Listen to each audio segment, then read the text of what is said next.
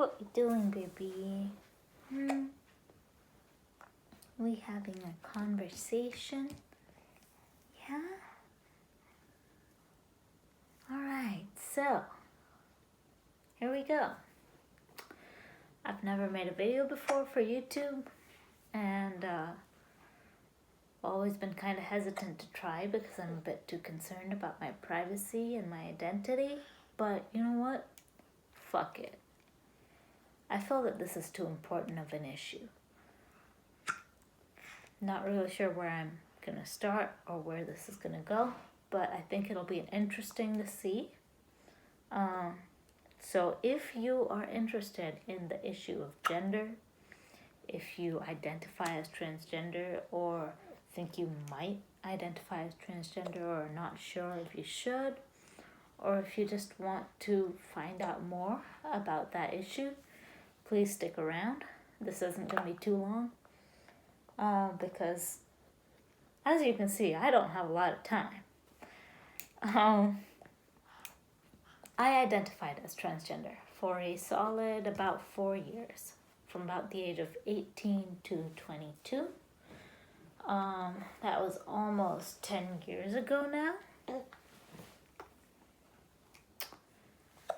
And around the time that happened is around when the idea of transgender identity was really starting to take hold in online spaces, at least in the United States. And I can say that because I was very active in online spaces as a teenager and as a young adult. I was hugely involved in fandom and still have a soft spot for any sort of fandom activity, although I don't have, again, a lot of time for it these days. And there was an increasing amount of gender bending and discussion of gender identity in those spaces. I started out on LiveJournal, even GeoCities. I'm kind of old compared to fandom these days. But I did transition to Tumblr during college, and that's where this really started to take hold.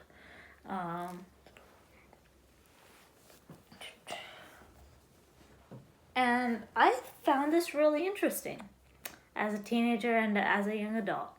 I thought it really spoke to me, the whole discussion of gender and dysphoria, because, hey baby, there you go. Yeah, we're gonna get to how I have a daughter, but I never felt comfortable as a woman, as a female-bodied person growing up. I'm a second-generation immigrant, born in 93. Not trying to dox myself or anything. But my parents were liberal, very smart, very involved. They came to America earlier than some other immigrants of my ethnicity. They're very well spoken and very good at thinking and explaining things. That said, I was a very rebellious teenager. I was the type of person who really wanted to analyze everything myself, come to my own conclusions, and fight for my beliefs. And my parents, meanwhile, were very also, despite being, quite academically advanced. Hey, can mommy make a video? Yeah, I know, huh? Anyway, they were quite sexually conservative, in a way. I heard a lot growing up about little things that really added up about how women were presenting themselves in too sexual of a manner. They walked the wrong way. They wore too much makeup. Oh my God, someone kissed on TV. Let's change the channel. It's ridiculous in retrospect, but that's what I grew up with, and as a young child, it really does influence you. So when puberty hit, it hit bad. And I was very uncomfortable with myself. I pretty much ignored it. I continued to act and present myself the same way I felt before puberty. I tried to distance myself from any indication of gender or sex. I didn't see myself as a woman. I didn't see myself as a girl. I wanted to be seen as a person. And I did my best to do that. The less gendered manner that I was seen, the better.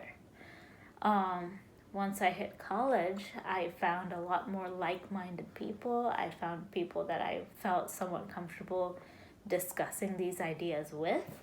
Found a girlfriend. I decided to identify as male, and presented myself that way for the next 4 years. I made an appointment with an endocrinologist. I got a prescription for testosterone, the gel, fulfilled the prescription, had the little jar in my hand, decided to do a little more research just to be sure about all of the possible effects of starting HRT, and I was a little bit scared. I think that's honestly what it was. I was a little bit scared. I was a little uncertain. I kept the prescription. I felt good having it because I knew that I could use it when I wanted to, and I kept it in my drawer for the next 4 years. I'm sure it expired during that time.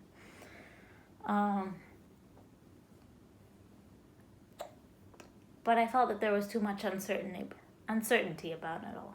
And during that time, most of my social circle was people who identified as LGBT in some way or another. A lot of people identified as transgender, non-binary, agender, queer.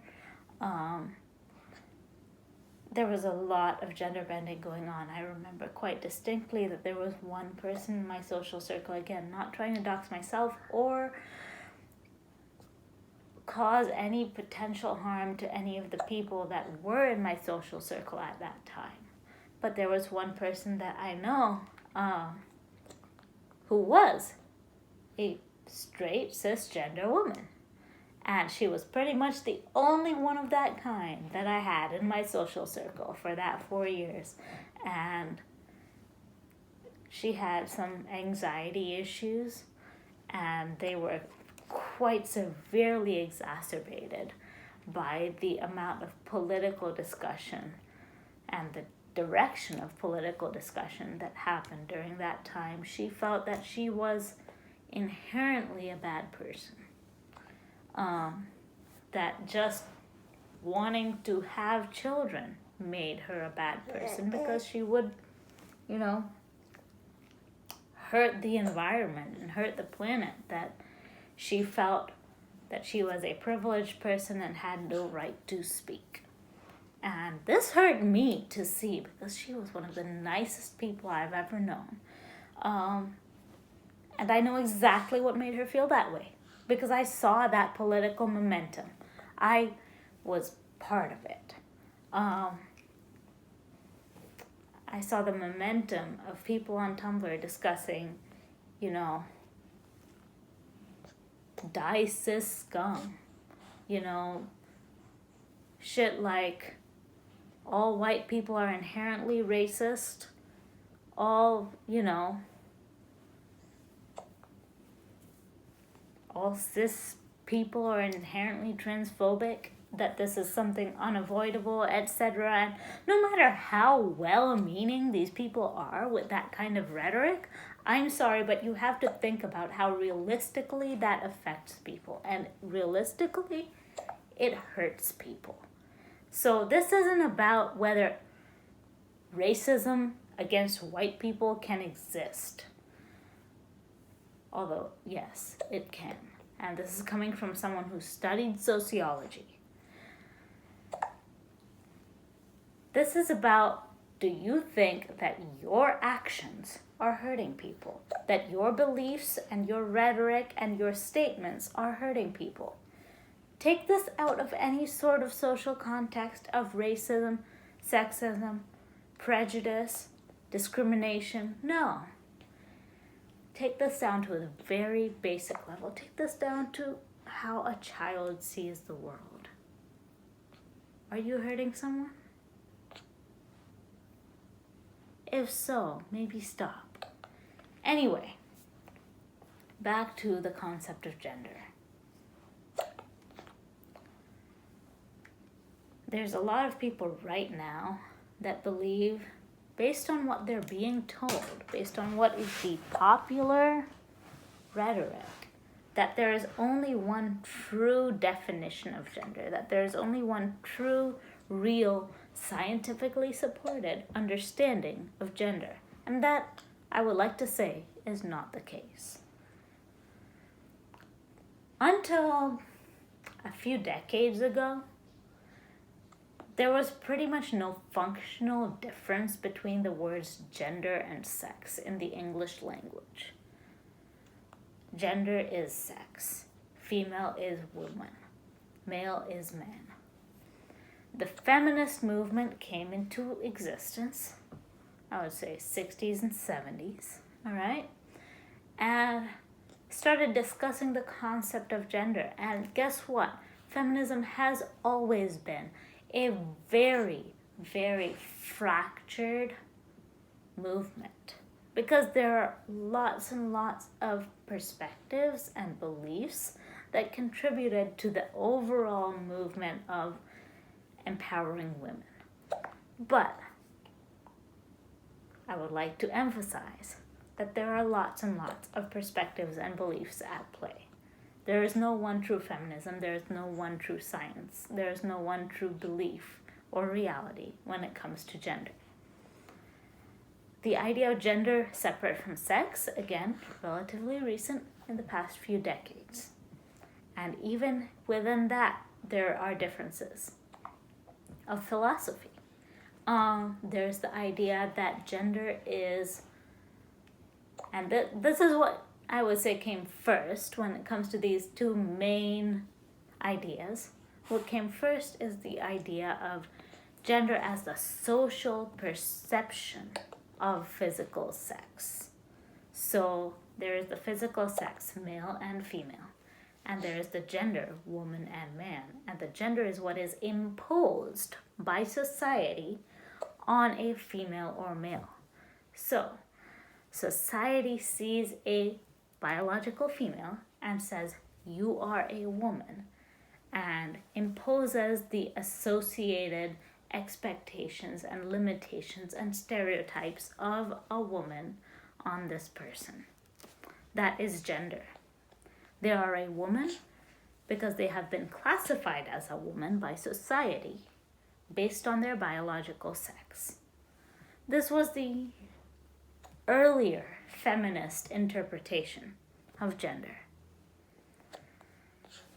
More recently, there's been an interpretation of gender as an internal mental perception of a feeling of, I feel like a woman or a man. So this philosophy says that gender is what you feel like and sex is what you are defined as biologically or assigned as biologically.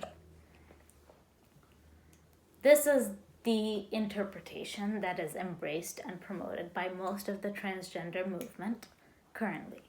It is not the one and only interpretation of gender, not the scientifically proven definition. It is a philosophy.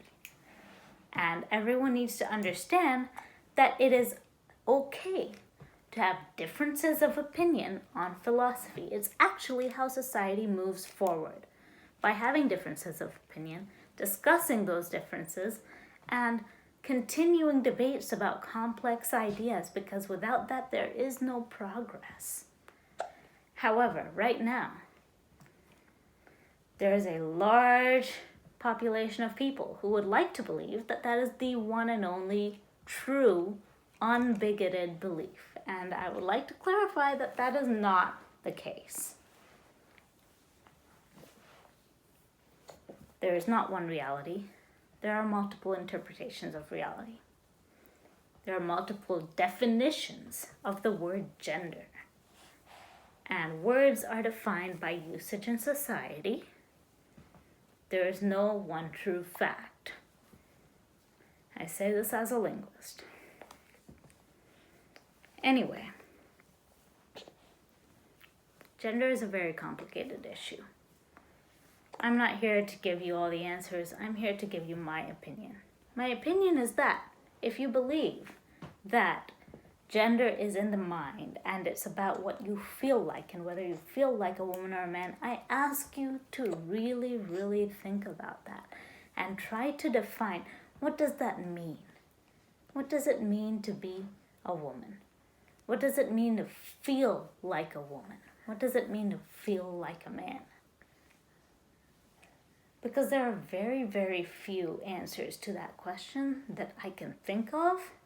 I would say potentially no answers to that question that I can think of that don't rely on social stereotype.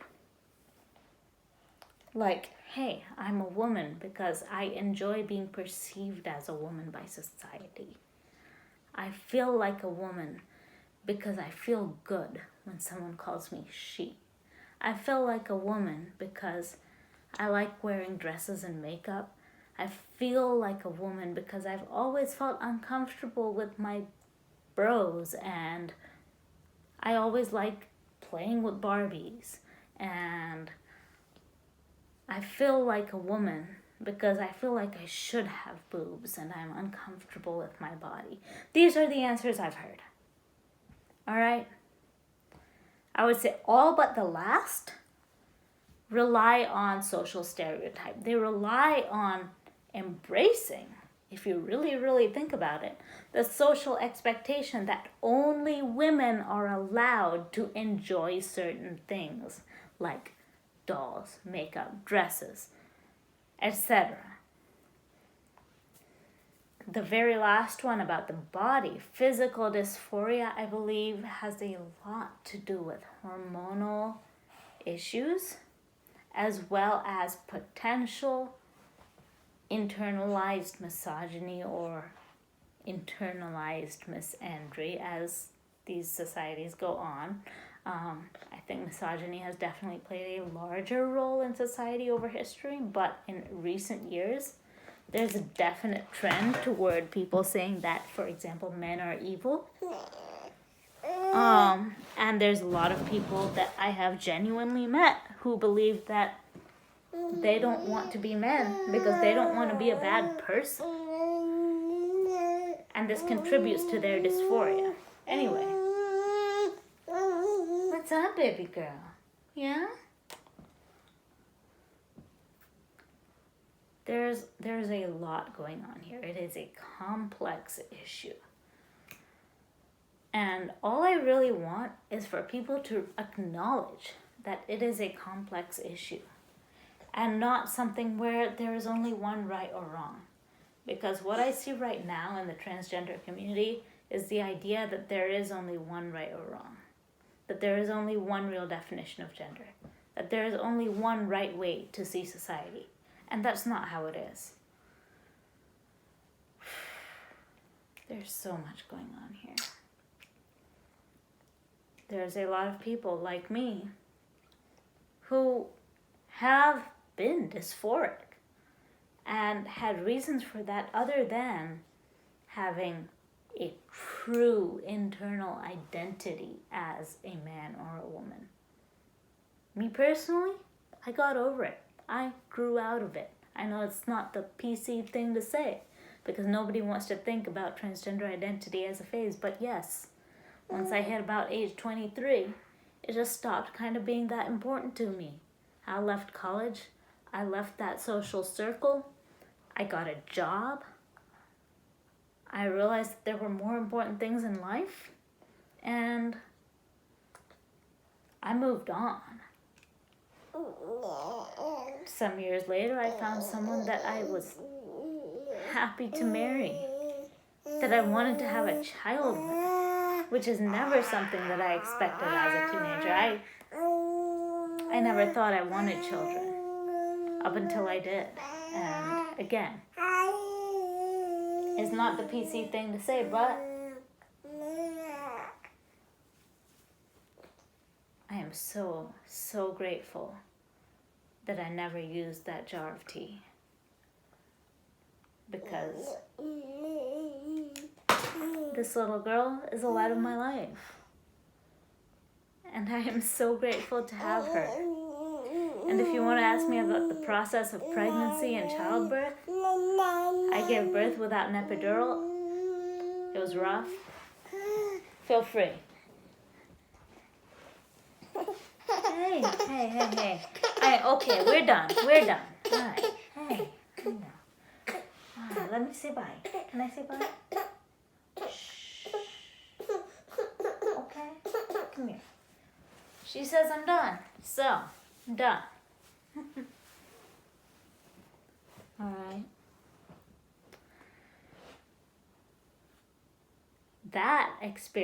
This experience right here was extremely enlightening about the actual power of physical sex and hormones, and how there's so much more to physical sex than your chromosomes. There is so much more to being a biological woman that, to be honest, may never be attainable, no matter how much advancement the process of hormone therapy goes through. And yes, it is somewhat insulting for people to feel that they can put on a new bra and wear a dress and be a woman. Because women throughout history have gone through so much shit that you don't know about. And a lot of it is due to biology. So yes, sex is very dependent on biology, and that needs to be acknowledged. Hey, come here. You want me to feed you? Okay. Hey. Shh. And I'm sorry, and I apologize for my daughter in advance. Hopefully this video is no longer in existence by the time she's grown up. I'll see y'all later.